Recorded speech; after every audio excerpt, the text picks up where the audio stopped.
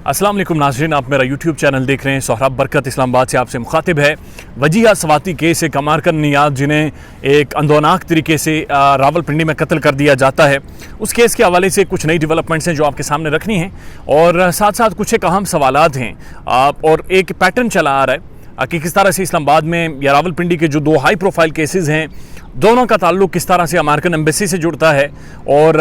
दोनों के जो तरीका वारदात है वो किस तरह से सेम है, चाहे ज़ाहिर जाफिर या नूर मुकद्दम कत्ल केस देखें या फिर वजीहा स्वाति का कत्ल केस देखें। वो तमाम तर तफसीलात आपके सामने रखते हैं, लेकिन उससे पहले जो लोग नए हैं बराए मेहरबानी चैनल को सब्सक्राइब करें ताकि बर वक्त वीडियोज़ आप तक पहुँचते रहें। एक जो दो तीन नई डेवलपमेंट सामने आई हैं, पहली चीज़ ये है कि जब वजीहा स्वाति इस्लामाबाद लैंड की तो चूँकि ये जो 6 मुजरिमान हैं जिनमें रिजवान हबीब उनके शोहर शामिल हैं जिन्होंने मरकज़ी मुजरिम हैं जिन्होंने वजीहा स्वाति का कत्ल किया, वो और 6 उनके जो मुआवनीन हैं, उनके वालिद साहब हैं, जाहिदा बीबी हैं, यूसुफ उनका जो सर्वेंट है, सुल्तान खान उनका जो सर्वेंट है, ये सारे जेल में जुडिशल हो चुके हैं। लिहाजा 14 दिनों के लिए ये जुडिशल रिमांड पर हैं। लेकिन जो पुलिस के ज़राए से मुख्तलिफ जो डिटेल्स पता चली हैं वो आपके सामने रखते हैं। सबसे पहली चीज़ ये है कि तकरीबन 2 बजे इन्होंने वजीहा स्वाति का कत्ल किया और कत्ल करने के बाद जाहिदा बीबी और जो उनका नौकर है यूसुफ, उसकी जिम्मेदारी ली गई कि ये कमरा आप सारा साफ़ करें।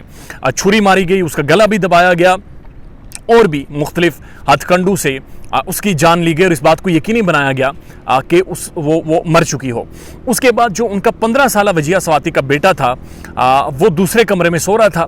और जब वो जागा तो उसने अपनी माँ के बारे में पूछा, माँ का नहीं पता चला, तो उसके बाद उसने अपनी खाला को सबको इन्फॉर्म किया कि माई मदर इज़ मिसिंग, कि मेरी माँ के बारे में नहीं पता चल पा रहा। तो उसके बाद से बुनियादी तौर पर यह केस शुरू हुआ और ये जो कातिल है ये बड़ा शातिर था, बड़ी प्लानिंग की थी इसने और बड़े तगड़े तरीके से इन्होंने ये वारदात डाली है। और उसमें एक और बड़ी अहम चीज़ ये थी कि इन्होंने तमाम तर CCTV कैमरे बंद करवा के रखे थे और ये CCTV कैमरे इसलिए बंद करवा कर रखे थे क्योंकि इससे पहले ज़ाहिर जाफिर के केस में जिस दरिंदे ने नूर मुकद्दम का गला काटा था उसने CCTV कैमरे नहीं बंद किए थे और वो 40 घंटे की फुटेज मौजूद है। और 40 घंटे की फुटेज बाद में जब जो ज़ाहिर जाफिर उनके लॉयर उनकी फैमिली को मिली तो उन्होंने लीक भी की। तो उस 40 घंटे की फुटेज में आप देख सकते हैं कि किस तरह से नूर मुकद्दम घर में दाखिल होती हैं, किस तरह से वो घर की बालकनी से रोशनदान से नीचे छलांग लगाती हैं, ये सारी चीज़ें सामने आ गई थी। तो ये जो रिजवान हबीब है इसने इस बात को यकीनी बनाया कि कोई CCTV कैमरा एक्टिव ना हो ताकि पकड़ा ना जाए, चूँकि इसे प्रेसिडेंट पता था कि नूर मुकद्दम केस में ऐसा ही हुआ है। लिहाजा इसने वही पैटर्न फॉलो किया, सारे CCTV कैमरास बंद थे और किसी भी CCTV कैमरे की फुटेज जो हैं उनमें कोई भी चीज़ रिकॉर्ड नहीं की गई। तो इसने इस बात को यकीनी बनाया कि एक ऐसे शातिराना तरीके से ये मर्डर किया जाए ताकि डिटेल्स सामने ना आ सके। ये अहम चीज़ें हैं जो कि पुलिस के ज़राए कंफर्म कर रहे हैं और इसमें ये चीज़ जो एक बड़ा डोमिनेटिंग अंसर था जो पुलिस की तरफ से लहतो लाल से काम लिया गया और पुलिस ने शुरू में FIR नहीं दर्ज की, अमेरिकन एम्बेसी ने जब तक इन्वॉल्व नहीं हुई तब तक और जब प्रेशर नहीं बना तब तक इन्होंने FIR दर्ज नहीं की। और अब चूँकि पुलिस ये बयानात दे रही है या पुलिस के मुख्तलिफ ज़रायों से ये पता चल रहा है कि CCTV फुटेज हम तक नहीं पहुँची या CCTV फुटेज कैमरे वगैरह बंद थे, इन्वेस्टिगेशन में पता चला है। इस पर आई डोंट नो कि कितनी हद तक रियलिटी है, लेकिन ये चीज़ ज़रूर होनी चाहिए कि अमेरिकन एम्बेसी और या इनके जो लॉयर्स हैं उन्हें इस चीज़ पर प्रेस करना चाहिए कि आखिर कोई ना कोई रिकॉर्ड तो होगा कि जिससे ये बाकायदा वारदात फिल्माई गई हो, ये सारी चीज़ें सबके सामने आ सकें। 14 दिनों के लिए जुडिशल रिमांड पर हैं, लेकिन कुछ बड़े अहम सवालात हैं जो जानने और समझने बहुत ज़रूरी हैं और ये सवालात पाकिस्तान के लॉ के हवाले से, पाकिस्तान के कानून, पाकिस्तान के जो पाकिस्तान पिनल कोड है और पाकिस्तान जो क्रिमिनल खासकर हैपनिंग्स होती हैं उनके हवाले से जो लॉज हैं और जो अदालती निज़ाम है, सिस्टम है, जिस तरह से वो ऑपरेट करता है पाकिस्तान में। 2 वारदातें हुई हैं, दोनों हाई प्रोफाइल केस। ज़ाहिर जाफिर अमेरिकन नियाज़, नूर मुकद्दम एक डिप्लोमेट की बेटी का गला काटता है, रिजवान हबीब एक पाकिस्तानी एक अमेरिकन नियाज़ वजीहा स्वाति का इसी तरह से कत्ल करता है छुरी से और उसके बाद दफना देता है। दोनों केसेस में कॉमन चीज़ ये है कि दोनों केसेस में छुरी का इस्तेमाल किया गया और दूसरी कॉमन चीज़ ये है कि दोनों केसेस में अमेरिकन एम्बेसी इन्वॉल्व है। तीसरी कॉमन चीज़ ये है कि तीनों हाई प्रोफाइल केसेस है और चौथी कॉमन चीज़ जो सबसे ज़्यादा अलार्मिंग है, दोनों मुजरिमान अदालत में खड़े होकर ये मान चुके हैं कि जी बिल्कुल हमने ये मर्डर किया है। ज़ाहिर जाफर कई बार अदालत में कह चुका है मैंने बिल्कुल मर्डर किया है, मुझे फांसी दें या मुझे आज़ाद करें, मैं जेल में नहीं रह सकता। And same is happening with Rizwan Habib. वो ये मान चुका है अदालत में, पुलिस कस्टडी में, हर जगह पर के जायदाद का तनाज़ा था, इसके पास प्रॉपर्टी थी जो ये मेरे हवाले नहीं कर रही थी, इसलिए मैंने अपनी बहनों के जरिए से पाकिस्तान बुलवाया और उसके बाद कत्ल कर दिया। अब ये बात वो अदालत में भी मान रहा है, अब यही बात वो हर जगह पर मान रहा है, लेकिन उसके बावजूद भी हम ये देख रहे हैं कि पुलिस इन्वेस्टिगेशन अलग तरीके से कर रही है, रोज नए लैक्यूनाज निकल आते हैं, रोज नई कमियां निकल आती हैं, केस को प्रोसेस डिफरेंट तरीके से किया जा रहा है, केस लिंगर ऑन होते जा रहे हैं, लंबे होते जा रहे हैं, और वाज़े तौर पर इतना लॉन्ग प्रोसीडिंग्स हैं, इतना लॉन्ग एक सिस्टम है, इतने लंबे अरसे तक ये केसेस चलते हैं कि इनका फैसला नहीं होता और कोई ना कोई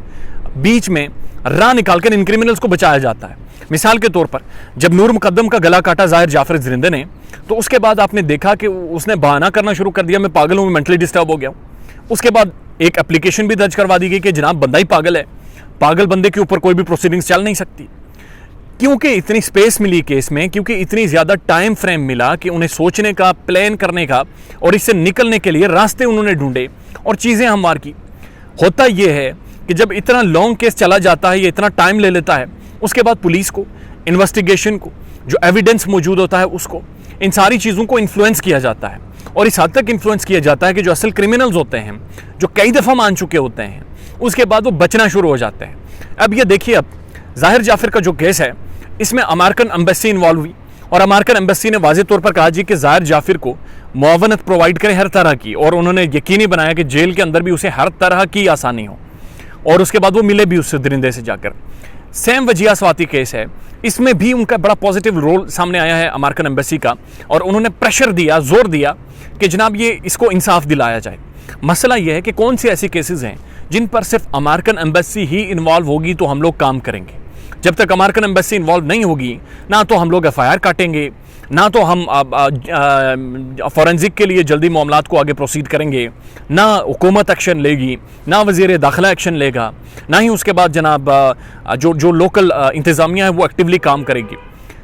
ये कब तक चीज़ें चलेंगी और ये किस तरह से, कौन कौन से ऐसे केसेस हैं जिनमें अमेरिकन एम्बेसी इन्वॉल्व नहीं होगी तो काम नहीं होगा, अमेरिकन एम्बेसी इन्वॉल्व होगी तो ही काम होगा। ये एक बड़ा सवाल है और ये एक बड़ा big question mark on Pakistan judicial system as well, कि कब तक ये चीज़ें सारी ऐसे ही चलती रहेंगी और हम सारे लोग इस चीज़ का इंतज़ार करते रहेंगे कि कोई एक इंटरनेशनल तगड़ी एम्बेसी इन्वॉल्व हो तो लोगों को इंसाफ मिले। I think this is a high time in दोनों केसेस का फैसला हो, और उसके बाद जो क्रिमिनल लॉज हैं पाकिस्तान में उनमें अमेंडमेंट करके ऐसी तजावीज़ पेश की जाए पार्लियामेंट से, ताकि इनकी प्रोसीडिंग्स जल्द अज जल्द हो, कम से कम 20 दिनों के अंदर, 25 दिनों के अंदर या 1 महीने के अंदर इन केसेस को मंतकी अंजाम तक पहुंचाएं। This is what that is happening, जो दुनिया में काम होता है, जिसकी वजह से ये दरिंदगी रुकी हुई है। सवाल आपके सामने छोड़े जाता हूँ कि क्या ये जो कानून मौजूद है पाकिस्तान में, ये जो मामलात को 6-6, 4-4, 5-5 साल लंबा करता है, क्या ये क्रिमिनल्स को हेल्प आउट नहीं करता कि वो बच जाएं? वो एक अंग्रेज़ी की सेइंग है, वो कहते हैं कि जस्टिस डिलेड जस्टिस डिनाइड, यानी जितना लंबा करेंगे उतना आप इंसाफ से दूर होते जाएंगे। अपना ख्याल रखिएगा और हमारे चैनल का भी अल्लाह हाफ़िज़।